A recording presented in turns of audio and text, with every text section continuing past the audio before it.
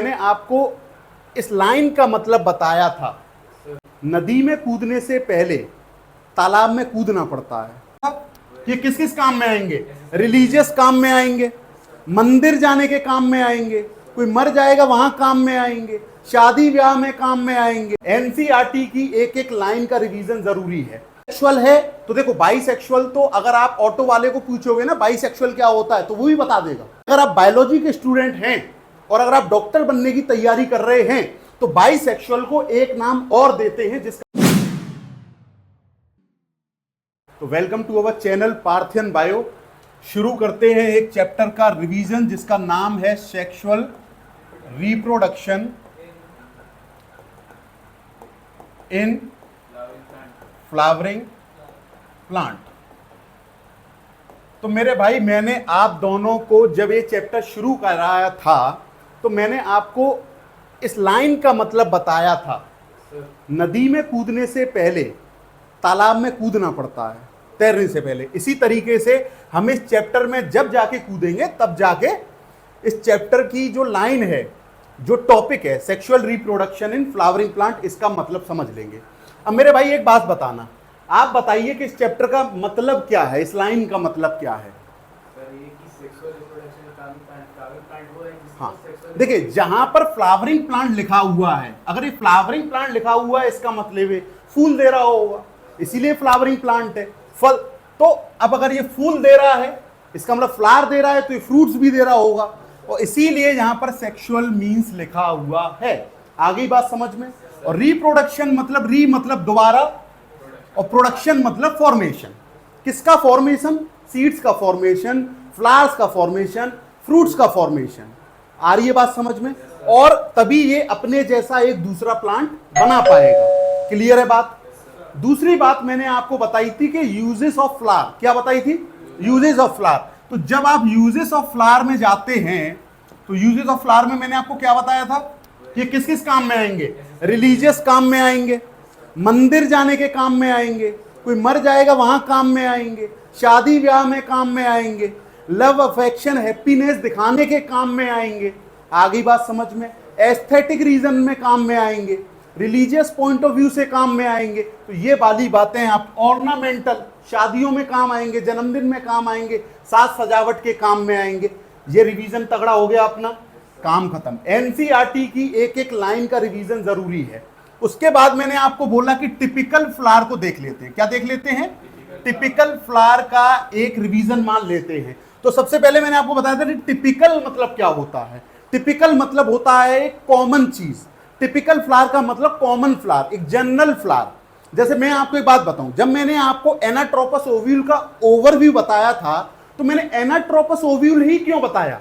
मैंने anatropous ovule इसीलिए बताया क्योंकि 90% एंजियोस्पर्म में अगर आप जाओगे ना तो आपको एनाट्रोपस ओव्यूल ही मिलेगा। आ रही है बात समझ में? इसीलिए मैंने आपको बताया कि एनाट्रोपस ओव्यूल का ओवरव्यू में बताने जा रहा हूं, क्योंकि 90% आप अगर एंजियोस्पर्म में जाएंगे तो आपको एनाट्रोपस ओव्यूल ही देखने को मिलेगा। अब इतनी सी बात हो गई। तो टिपिकल फ्लावर की अगर बात करें तो टिपिकल फ्लावर में क्या क्या बताइए सर? एक तो रिप्रोडक्टिव ऑर्गन कौन सा वाला? मेल वाला। दूसरा रिप्रोडक्टिव ऑर्गन फीमेल वाला। अगर ये एक ही फ्लावर के अंदर दो रिप्रोडक्टिव ऑर्गन है इसका मतलब फ्लावर कैसा है? बाइसेक्सुअल है। अगर बाइसेक्सुअल है तो देखो, बाइसेक्सुअल तो अगर आप ऑटो वाले को पूछोगे ना बाइसेक्सुअल क्या होता है तो वो भी बता देगा। जो ठेला लगा रहा है वो भी बता देगा, मैं भी बता दूंगा, आप भी बता दोगे, जो नीचे चाय बना रहा है वो भी बना देगा। इसीलिए अगर आप बायोलॉजी के स्टूडेंट हैं और अगर आप डॉक्टर बनने की तैयारी कर रहे हैं तो बाइसेक्सुअल को एक नाम और देते हैं जिसका नाम है क्या? हर्माफ्रोडाइट। क्या नाम है? हर्माफ्रोडाइट। मेरे दोनों भाई, आप दोनों इस वर्ड को याद कर लेना, कई जगह आपको सुनने को मिलेगा। आप किसी भी चैप्टर में जाएं जहां पर हर्माफ्रोडाइट लिखा हुआ है, हर्माफ्रोडाइट का मतलब है कि एक ऐसा ऑर्गेनिज्म, वहां पर आपको मेल रिप्रोडक्टिव ऑर्गन भी देखने को मिलेगा और फीमेल रिप्रोडक्टिव ऑर्गन भी देखने को मिलेगा। इसका मतलब वो बाइसेक्सुअल है और बायोलॉजिकल मीनिंग उसका होता है हर्माफ्रोडाइट। अब अगर मेल रिप्रोडक्टिव की बात करेंगे तो इसमें कितने कंपोनेंट? दो। एक एंथर, एक फिलामेंट। हो गए क्लियर? क्या मेल रिप्रोडक्टिव ऑर्गन का नाम मैं एंड्रोसियम बोल दूं? और क्या बोल दूं, स्टेमन बोल दूं। फीमेल रिप्रोडक्टिव ऑर्गन में जब आप आएंगे तो यहाँ कितने पार्ट, 3 पार्ट, एक स्टिग्मा, दूसरा स्टाइल, तीसरा ओवरी। क्या मैं इसका फीमेल रिप्रोडक्टिव ऑर्गन का नाम गाइनोसियम बोल दूं, कार्पेल बोल दो, पिस्टिल बोल दो, और बोल दो। क्लियर है बात, यहां तक हो गई। अब आगे मैंने क्या बताया था आपको, बोलो भाई। हो गया, फीमेल रिप्रोडक्टिव ऑर्गन हो गया। इसके बाद मैंने आपको बताया था पेटल। क्या बताया, पेटल। पेटल का काम क्या है, पॉलिनेटर्स को अट्रैक्ट करना। ये जो आपको फूल के अंदर ये जो लाल, पीले, हरे, गुलाबी, काले, नीले ये जो दिखते हैं ना आपको रंग बिरंगे, वो है पेटल। और इसके अरेंजमेंट को क्या बोलते हैं, पूरे पैटर्न को, कोरोला। ये मॉर्फोलॉजी का पॉइंट है। क्लियर है बात। काम क्या है पेटल्स का, जो भाई आप एक फूल के पास जाएंगे तो क्या देख के जाएंगे, सेपल को देख के, फीमेल रिप्रोडक्टिव ऑर्गन को देख के, मेल रिप्रोडक्टिव ऑर्गन को देख के नहीं, आप जाएंगे पेटल्स को देख के। इसी तरीके से जो पॉलिनेटर्स होते हैं वो रंग बिरंगे फूलों को देखकर वहां बैठते हैं और वहां से फिर वो रिवॉर्ड लेते हैं एज अ नेक्टर, है ना। और वो उनको क्या देता है, पॉलिन गेन देता है, जिससे वो पॉलिनेटर्स कहलाते हैं। क्लियर है बात। अब बात आती है सेपल। क्या है सेपल। सेपल का जो पूरा अरेंजमेंट है, ग्रीन कलर की जो लीफ लाइक स्ट्रक्चर है, उनको क्या बोल रहे हैं, सेपल। और उनके स्ट्रक्चर जो पूरा अरेंजमेंट है, पैटर्न, उसको क्या बोल रहे हैं, कैलेक्स। क्लियर है बात। इनका काम क्या है, वो जो पूरा पेटल वाला और जो पूरा स्ट्रक्चर जो ऊपर दिख रहा है ना, उसको होल्ड करके रखते हैं। क्लियर है बात। यहां तक कोई डाउट है तो पूछो। चलिए, यहां तक रिवीजन हो गया। अब एक था थैलेमस, जो नीचे जो बेसल पार्ट है, वही मैंने बताया था। चलिए, अब है आगे की बात। इरेज कर लेते हैं इसको।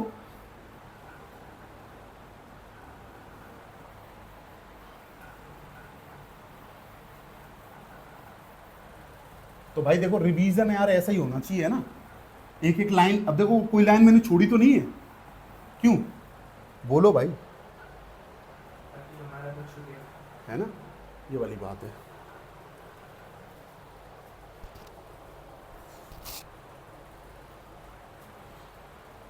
अब बात आएगी कि सर आपने चैप्टर का मतलब समझा दिया, आपने वो जो फ्लावरिंग प्लांट है, एक टिपिकल फ्लावर, उसका बता दिया। थर्ड वन जो है, आपने उनके स्ट्रक्चर बता दिए, क्या क्या हैं, क्या क्या कंपोनेंट है। अब बात आती है कि सर मेल रिप्रोडक्टिव ऑर्गन को उठा लो, उठा लें, उठा लिया मेल रिप्रोडक्टिव ऑर्गन। क्लियर है बात। अब जब मैंने मेल रिप्रोडक्टिव ऑर्गन उठा लिया, इसका मतलब मैंने क्या उठा लिया, स्टेमन। क्या उठा लिया, स्टेमन। इसका मतलब मैं एंड्रोसियम भी बोल सकता हूं। अब समझना बात, एक एंड्रोसियम के अंदर या स्टेमन के अंदर 2 कंपोनेंट होते हैं। ये जो आपको लॉलीपॉप टाइप स्ट्रक्चर दिख रहा है, आ रही है बात समझ में, ये क्या है, एंड्रोसियम मतलब स्टेमन। आ रही है बात समझ में। इसका जो ऊपर वाला जो बैलून लाइक स्ट्रक्चर है, ये क्या है सर, ये है एंथर। आ रही है बात समझ में। नीचे जो आपको सिलेंडर लाइक स्टॉक दिख रहा है, ये क्या है, फिलामेंट। क्लियर है बात, ये है फिलामेंट।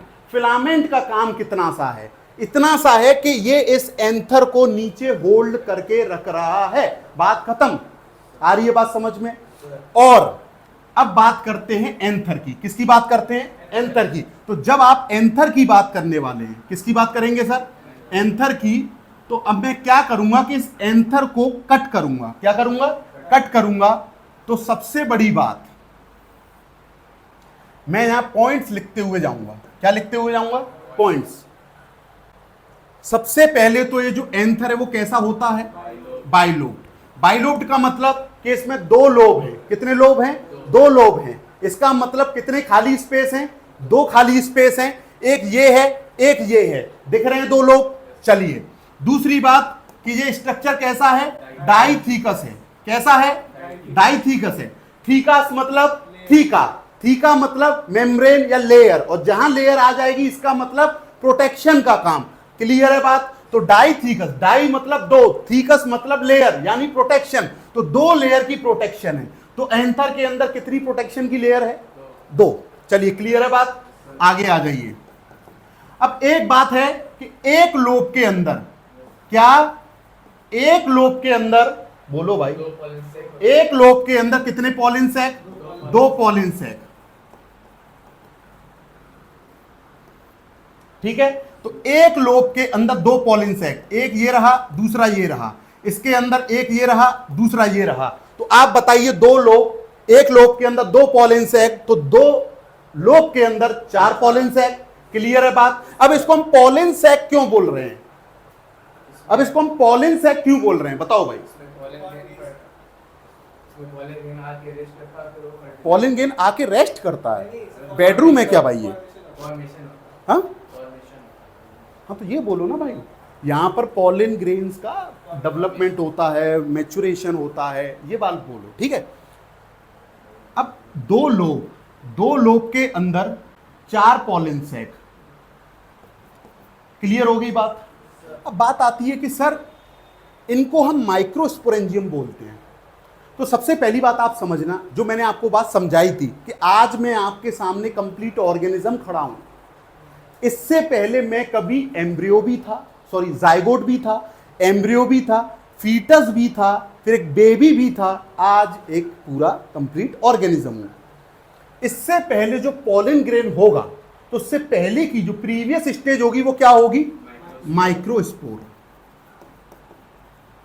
तो अब जिस माइक्रोस्पोर जिस जगह पे रह रहा है, जिस जगह पे डेवलपमेंट हो रहा है, उसका मैच्योरेशन हो रहा है, तो उस जगह को हमने क्या बोल दिया?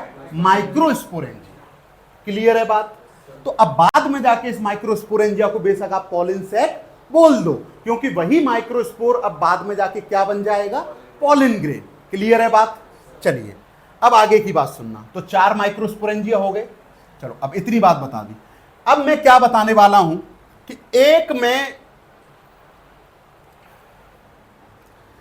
ये जो एंथर है, जो मैंने एंथर काटा, वो दिखता कैसा है?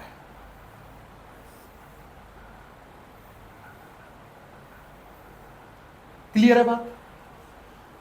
इसमें डाइथिकस, तो 2 लेयर बना दूं, बना दूं, लो भाई बना दो। क्लियर है बात? अब इसके अंदर 4 माइक्रोस्पोरेंजिया बना दूं, 1 2, जय जगन्नाथ, जय भैया जगन्नाथ की आंख, जय जगन्नाथ की आंख बन गई, ये हो गई बात। ठीक है भाई, क्लियर है बात? ये हो गई 4 माइक्रोस्पोरेंजिया। यही 4 माइक्रोस्पोरेंजिया के अंदर क्या डेवलप हो रहे हैं? माइक्रोस्पोर। चलिए अब मैं क्या कर रहा हूं, आप एक चीज बताओ, जब आप इस एंथर को देख रहे हो तो आपको इसकी कितनी साइड्स दिख रही हैं? 4 दिख रही है ना, 1 2 3 4। तो ये स्ट्रक्चर कैसा होता है? टेट्रागोनल। टेट्रा मतलब, गोनल मतलब साइड्स। यहां तक कोई डाउट हो तो पूछ लो भाई, बोलो। भाई खाना खा के नहीं आए हो क्या? नो सर, डाउट नहीं है? अच्छा चलो ठीक है। अब क्या है, आपकी एनसीईआरटी में एक टॉपिक है कि ये जो माइक्रोस्पोरेंजिया है ना, इसका स्ट्रक्चर बताओ। तो जब आप इसको उठा के देखेंगे ना, तो इसमें आपको 4 लेयर मिलेंगी। कितनी लेयर? 4 लेयर। अब बात आती है कि सर वो 4 लेयर बता दो।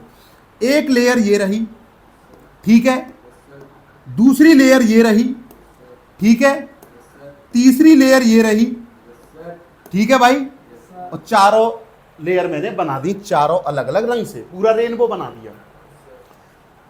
ये जो बाहर वाली लेयर है इसका नाम,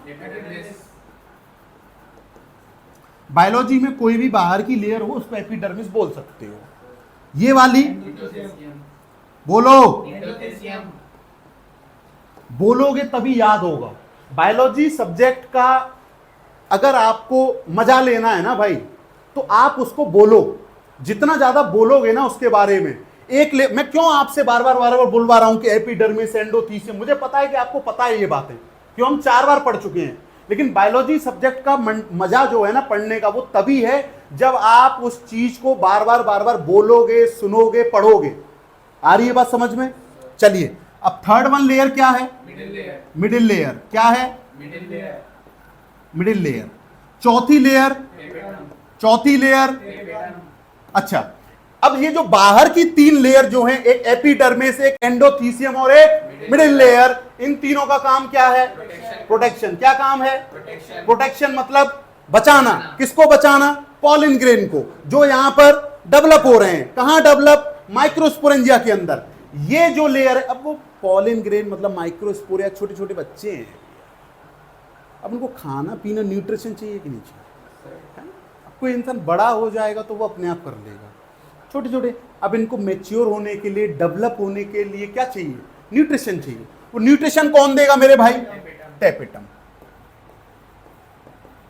क्लियर है बात? मतलब नरिशमेंट। ठीक है, तो इनका काम क्या है? ये जो माइक्रोस्पोरेंजिया की 4 लेयर हैं, एपिडर्मिस, एंडोथीसियम, मिडिल लेयर और टेपिटम, इनका काम क्या है? केयरिंग।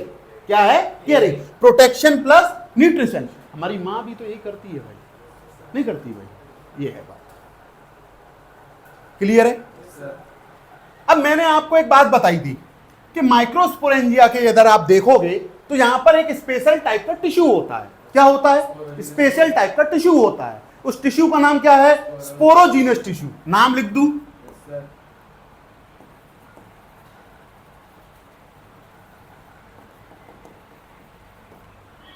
स्पोरोजीनस टिश्यू करेगा क्या? ये डिवाइड होके, स्पोरोजीनस टिश्यू का सेल डिवाइड होके क्या करेगा? वही माइक्रोस्पोर बनाता है। अब तक तो हम स्ट्रक्चर पढ़ रहे थे, लेकिन उसके अंदर बना कौन रहा है? पॉलिन ग्रेन को, माइक्रोस्पोर को बना कौन रहा है? वो स्पोरोजीनस टिश्यू का सेल है, जो कि डिवाइड होके क्या बनाएगा? आ रही बात समझ में? अब एक बात बताओ, तो यही बना रहा है, मतलब बर्थ यही दे रहा है, मां की तरह काम नहीं कर रहा है क्या? तो इसको हम बोलते हैं pollen mother cell. Pollen mother cell. Cell मतलब कोशिका, सेल जो, और मदर मतलब मां, और पॉलिन मतलब पॉलिन ग्रेन। तो पॉलिन ग्रेन की मां कौन हुई? तो पीएमसी बोल दो। और बोलो, यहां तक कोई डाउट? डाउट हो तो बोलो भाई, डाउट के लिए तो रिवीजन करा रहा हूं। हाँ, क्लियर है? चलिए पानी पिला दो यार। जब भाई एनर्जी ड्रिंक डालोगे मेरे अंदर, भाई गाड़ी के अंदर तुम डीजल डालोगे जब तो चलेगी है?